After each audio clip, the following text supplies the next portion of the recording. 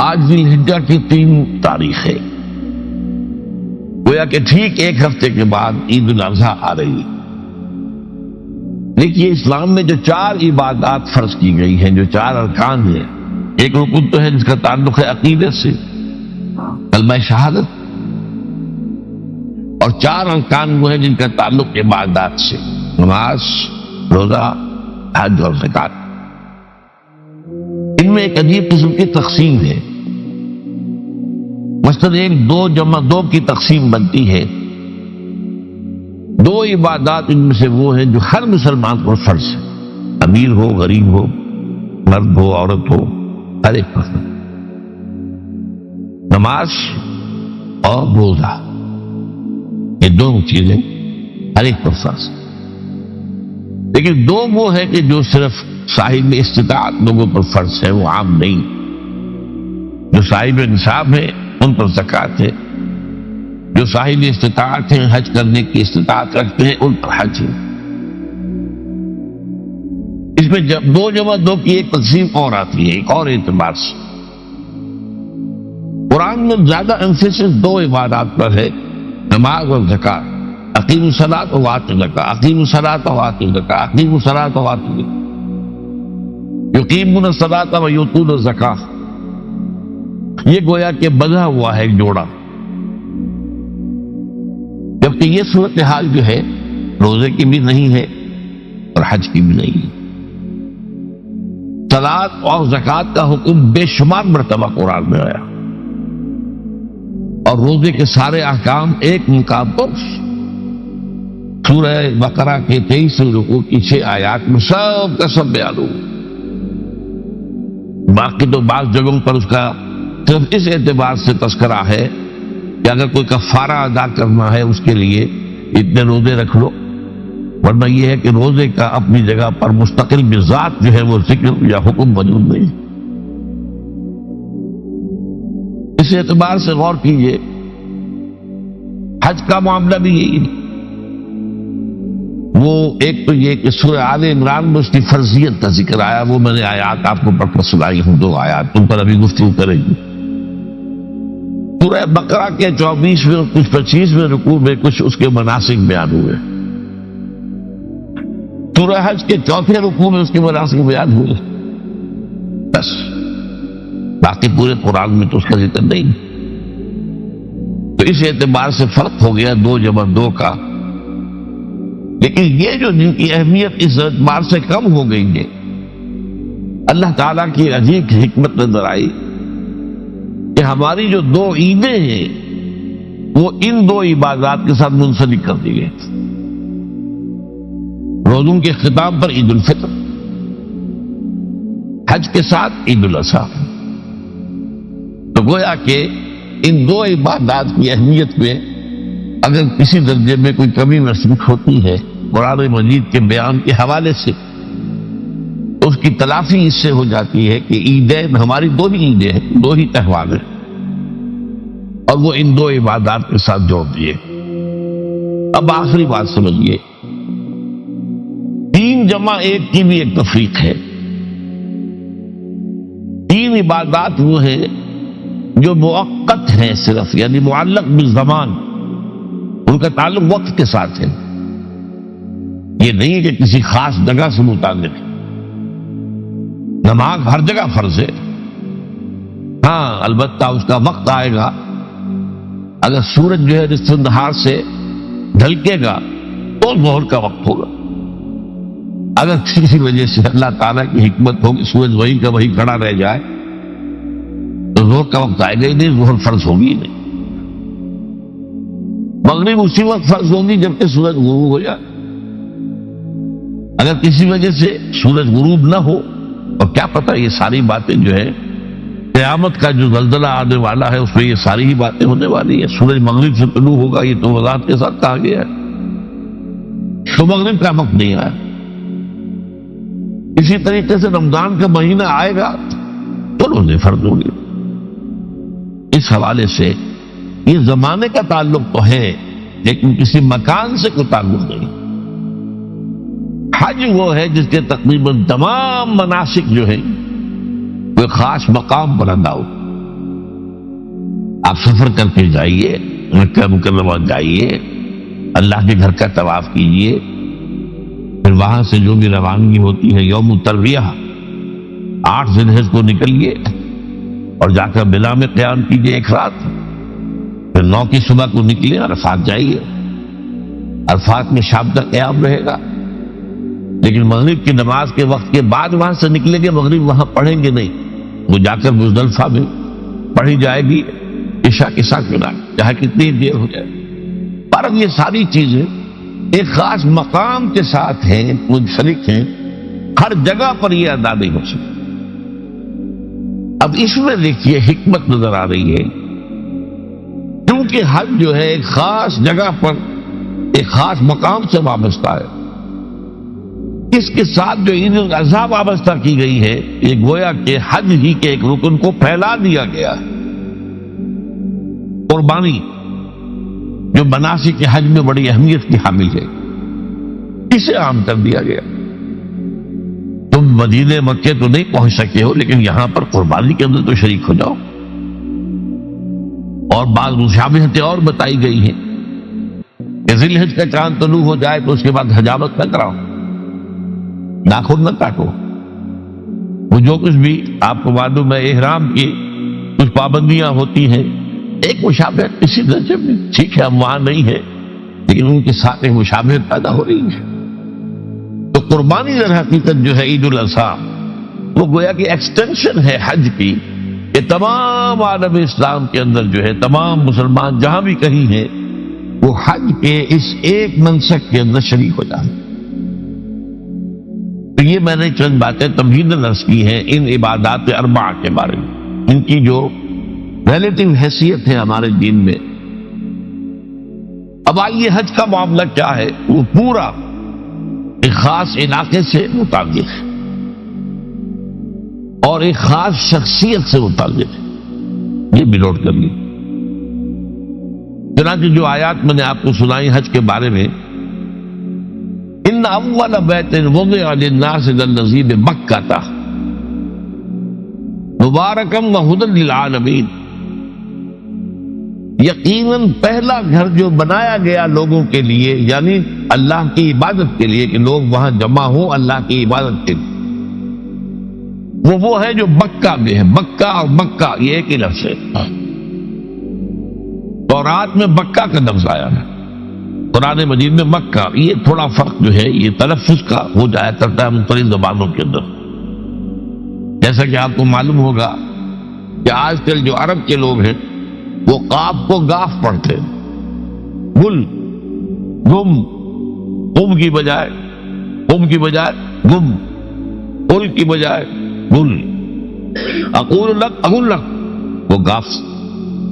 تو یہ جو ہے فرق ہو جاتا ہے۔ تو مکہ وادی مکہ یہ ہے در حقیقت مکہ مکرمہ۔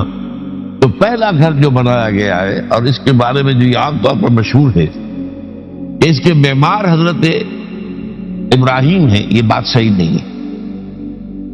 اس کے معمار اول حضرت آدم علیہ السلام خود، اول بیت ہے نا، پہلا گھر۔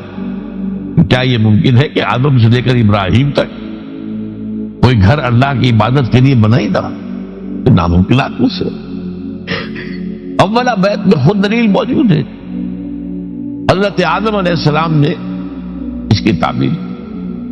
البتہ اس کے بعد بعض سیلابوں کی وجہ سے یہ عمارت گر گئی اور کچھ جو وہاں پر آبادی بنی تھی وہ بھی ختم۔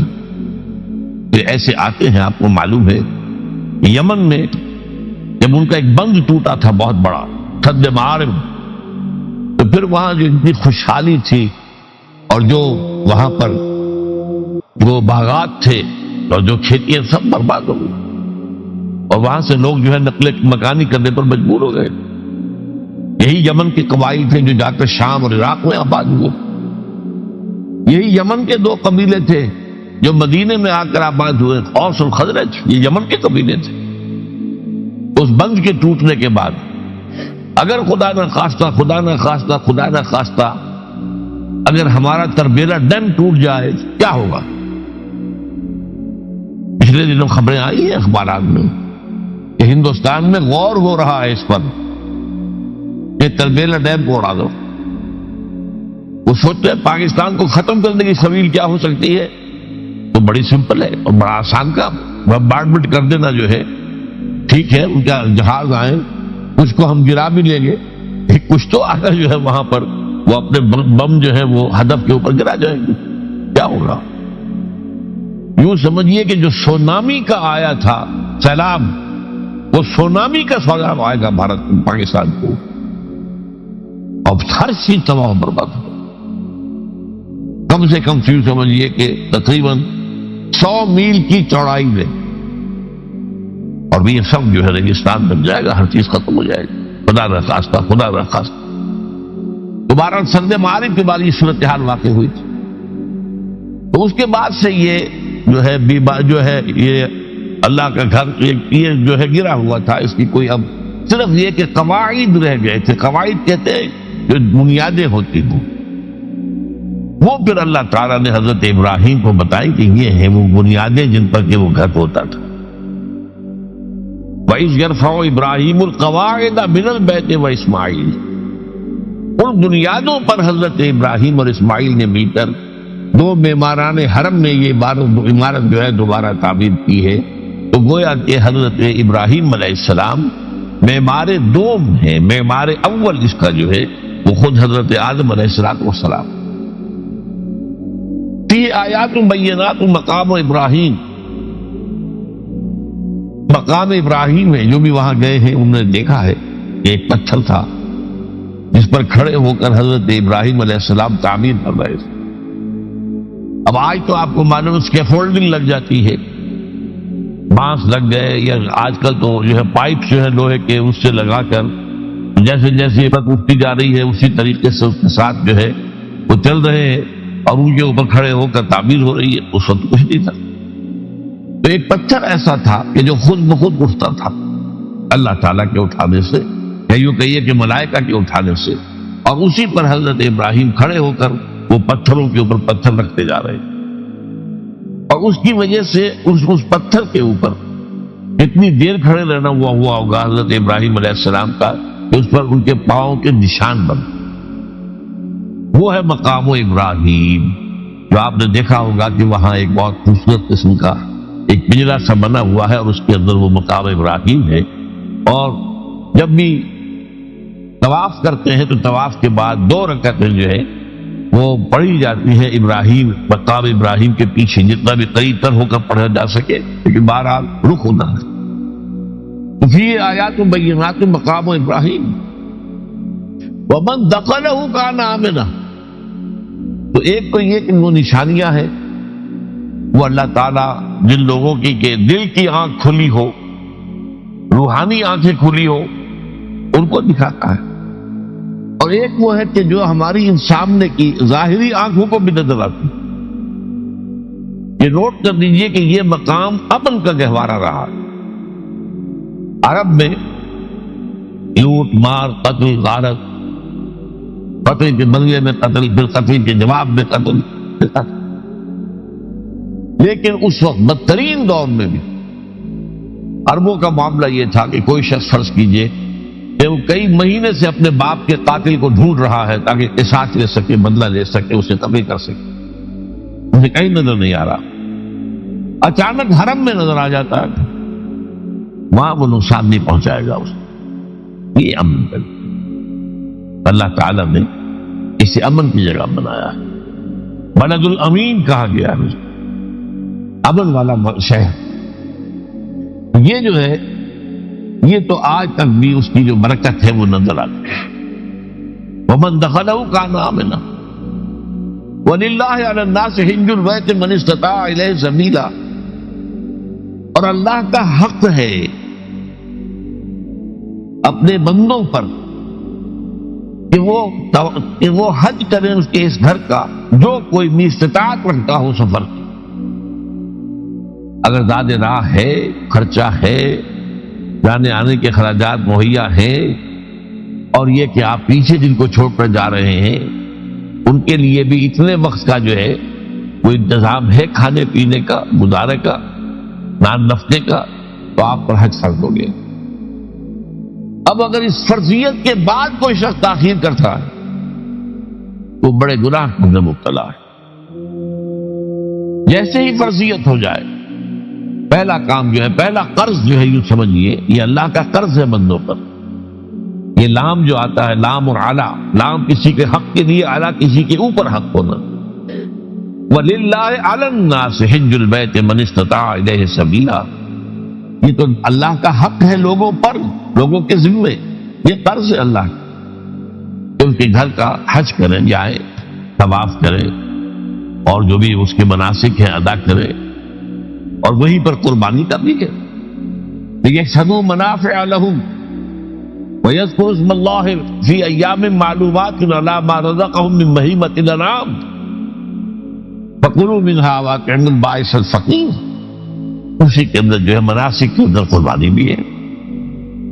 افریقہ میں آپ کو معلوم ہے، شمالی افریقہ میں زیادہ تر لوگ جو ہیں جیسے کہ ہندوستان پاکستان میں ویسے ہیں، لیکن آپ جنوب میں چلتے جائیے تو رنگ گہرا ہوتا چلا جائے گا، انتہائی سیاہ رنگ بھی ہے. سب آ رہے ہیں، شکلیں جدا ہیں، زبانیں جدا ہیں، لیکن سب کے سب جو ہے ایک ہی نغمہ ان کی زبان پر ہے ایک ہی نغمہ، کہیں واضح کہیں مبہم. وہ ایک مذہب، لبیک اللہم لبیک لبیک لا شریک لک لبیک ان الحمد والنعمت لک والملک لا شریک لک. اب یہ ترانہ ہے، توحید کا ترانہ ہے، اور گونج رہی ہے. اس وقت آپ اندازہ نہیں کر سکتے کہ وہ پوری سرزمین گونج رہی ہوگی اس ترانے کے ساتھ. تھوڑی تھوڑی دیر کے بعد نئے قافلے داخل ہو رہے ہیں. ابھی ایک قافلہ جو ہے اس نے صحیح مکمل کی ہے، شامل ہو گیا، بلکہ اس کے دوران ہی ابھی اس کا ختم نہیں ہوا کہ تیسرا قافلہ چلا رہا ہے. وہ تو یہاں تو ظاہر بات ہے کہ میں نے چونکہ ایک نقشہ اپنی نگاہوں سے دیکھا ہے، مدینہ منورہ سے اور مکہ مکرمہ جاتے ہوئے رات کے وقت، کہ کہیں جو ہے وہ روشنیوں کی وہ قطار ٹوٹتی ہی نہیں تھی. مسلسل معلوم ہوتا ہے کہ سڑک کے اوپر گاڑی ہے، مسلسل، کہیں اس کے اندر وقفہ ہی نہیں. اتنے بڑے پیمانے پر لوگ جمع ہو. زبانیں جدا ہیں، ایک دوسرے کی زبان نہیں سمجھتے، لیکن ایک زبان اور بھی ہوتی ہے جو بغیر بولے سمجھ میں آتی ہے. اس سے معلوم ہوتا ہے سب کے لیے محبت ہے، ہمارے بھائی ہیں تمام مسلمان. بعض کے اندر یہ محبت کا جذبہ زیادہ ہے. ترکوں میں انڈو پاکستان کے لوگوں کے لیے بہت محبت ہے. اب وہ بات جو نہیں کر سکتے، سمجھا نہیں سکتے، لیکن ان کی آنکھوں سے، ان کے انداز سے وہ محبت ٹپکی پڑتی. وہ عالمگیریت جو ہے اسلام کی، ہمگیریت، عالمگیریت، آفاقیت، اس کا جو مظہر نظر آتا وہاں تھا. پھر یہ کہ ہمارے یہاں کی جتنے بھی فرقہ بندیاں ہیں وہ وہاں ختم ہو جاتی ہے. وہاں اہل حدیث ہے، حنفی ہے، مالکی ہے، شافعی ہے، حنبلی ہے. یہ کام بھی کیا ہے آ کر انہوں نے آل سعود میں. ورنہ اس سے پہلے جو ہے وہ 4 مصلے علیحدہ تھے، وہاں پر 4 جماعتیں علیحدہ ہوتی تھی. یہ حنفی مصلی ہے، یہاں پہ حنفی امام ہے وہ پڑھائے گا. یہ شافعی مصلی ہے، شافعی امام ہے وہ نماز پڑھائے گا. یہ جو ایک تفریق تھی وہاں بھی موجود تھی، جنہوں نے ختم کیا. ایک امام کے پیچھے جماعت ہوگی، اسی میں حنفی بھی ہے، مالکی بھی ہے، شافعی بھی.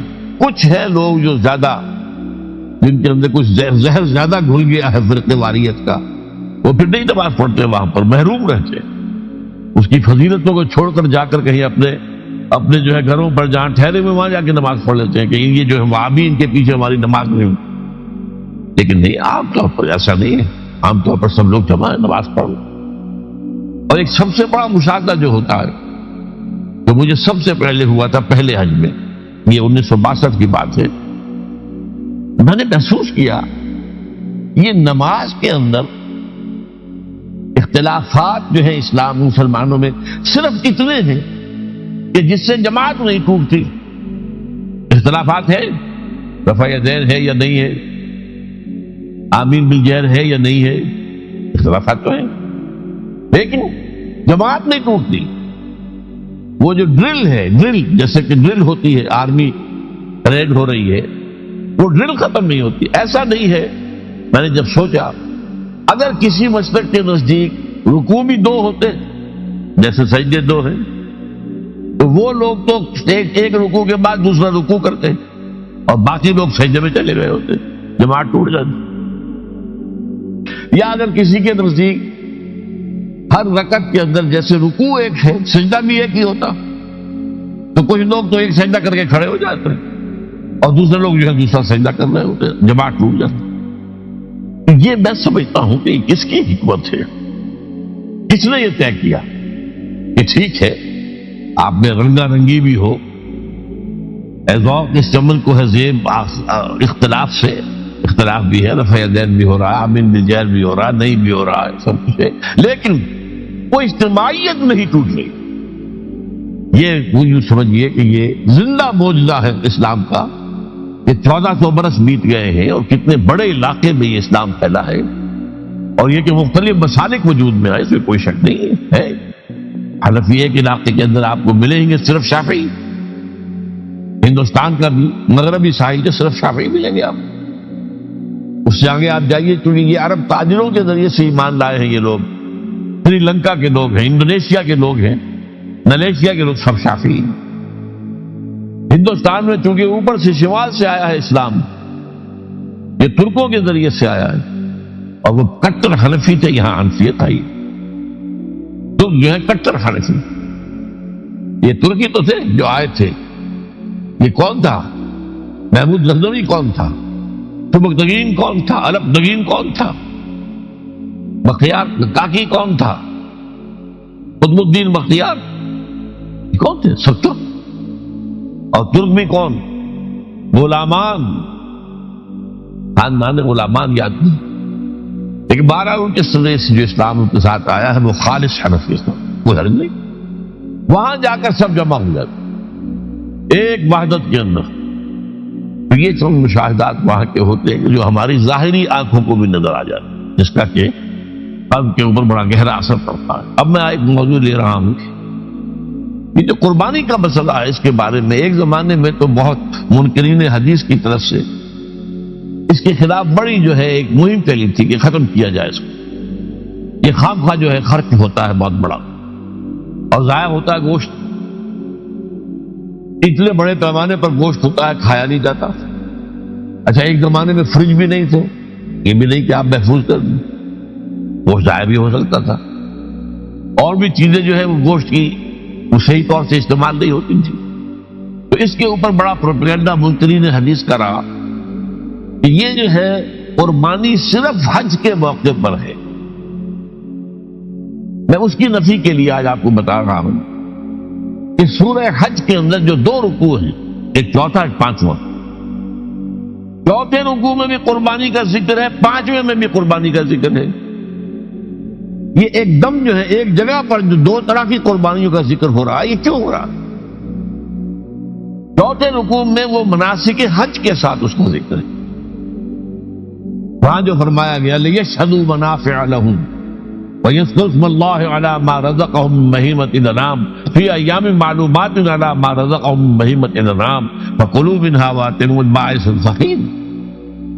وہاں پہ قربانیاں دو، پھر اللہ کا نام لو، ان جانوروں پر جو اللہ نے تمہیں عطا کیے ہیں اور جو معین دنوں کے اندر لو، فی ایام معلومات، اور پھر اس میں سے خود بھی کھا، اور جو ہے جو جیسے صدقہ کا گوشت ہوتا ہے وہ نہیں ہے، وہ قربانی کا گوشت ہے، اس میں سے آپ خود بھی کھائیں اور غرباء کو کھلائیں، غریبوں کو دیں، مساکین کو دیں۔ تو پورا حکم آ چکا چوتھے رکوع کے اندر۔ پانچواں رکوع پورا کا پورا جو ہے وہ عید الاضحیٰ پر ہے میرے نزدیک۔ یہی حکمت صوم کے بارے میں ہے کہ وہاں جب ایک حکم تکرار کر کے آیا کہ پہلے فرما دیا گیا وَمَنْ كَانَ مِنْكُمْ مَرِيضًا أَوْ عَلَىٰ سَفَرٍ فَعِدَّةٌ مِّنْ أَيَّامٍ أُخَرَ، اگر بیمار ہو کوئی اور یہ یا کہ سفر پر ہو تو وہ تعداد دوسرے دنوں میں پوری کرے۔ پھر کیا وجہ دوبارہ آ رہا ہے؟ شهر رمضان الذي أنزل فيه القرآن هدى للناس وبينات من الهدى والفرقان ومن شهد منكم الشهر فليصوم ومن كان مريضا أو على سفر فعدة من أيام أخرى۔ کیوں؟ یہ تو ادبی اعتبار سے یہ کلام کا عیب شمار ہوتا، تکرار بلا کسی سبب کے نہیں، سبب کے بغیر نہیں۔ وہاں کیا تھا؟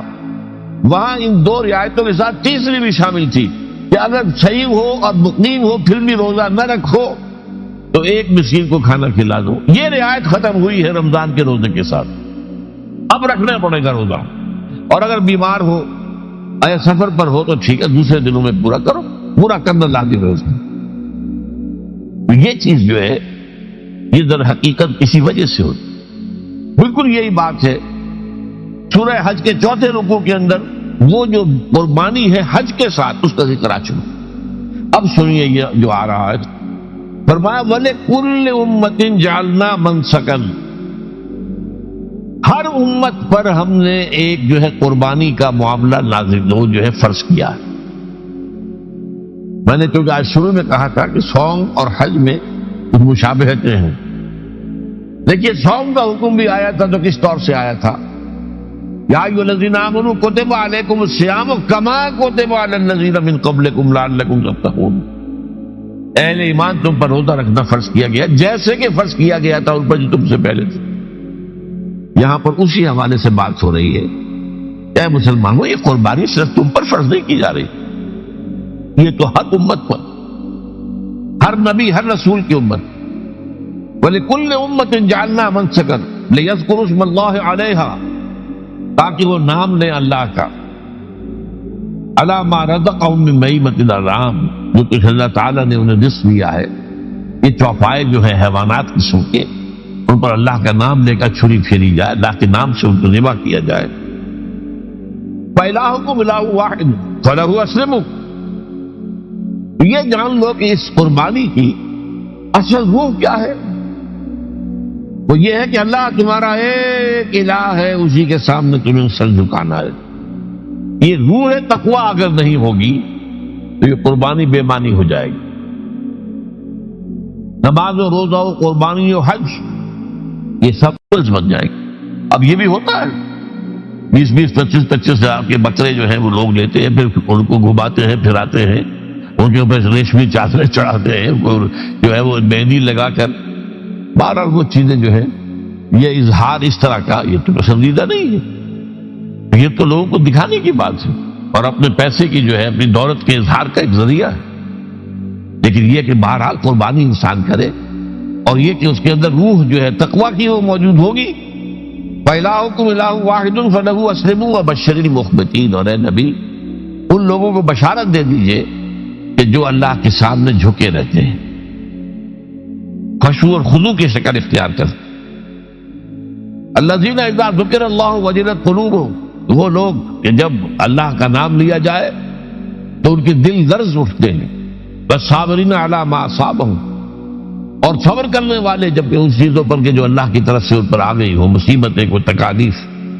والمقیم الصلاۃ، اور نماز کو قائم کرنے والے. ومما رزقناہم ينفقون، اور جو کچھ ہم نے انہیں دیا ہے اس میں سے خرچ کرنے والے.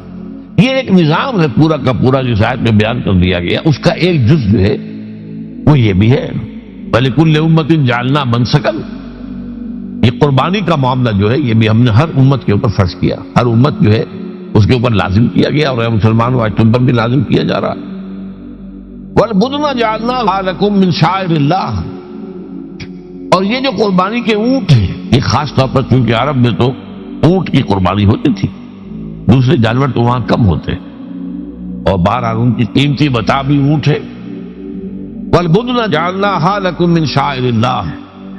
یہ اللہ تعالیٰ کے شعائر میں سے یہ اونٹ جو ہے یہ قربانی کا اونٹ ہے، یہ مکے لے جایا جا رہا ہے، یا یہ بکرے اور یہ مینڈے جو ہیں یہ قربانی کے ہیں، یہ وہاں جا رہے ہیں. تو یہ بھی گویا کہ ایک طرح سے اللہ کی نشانیاں بن جاتی.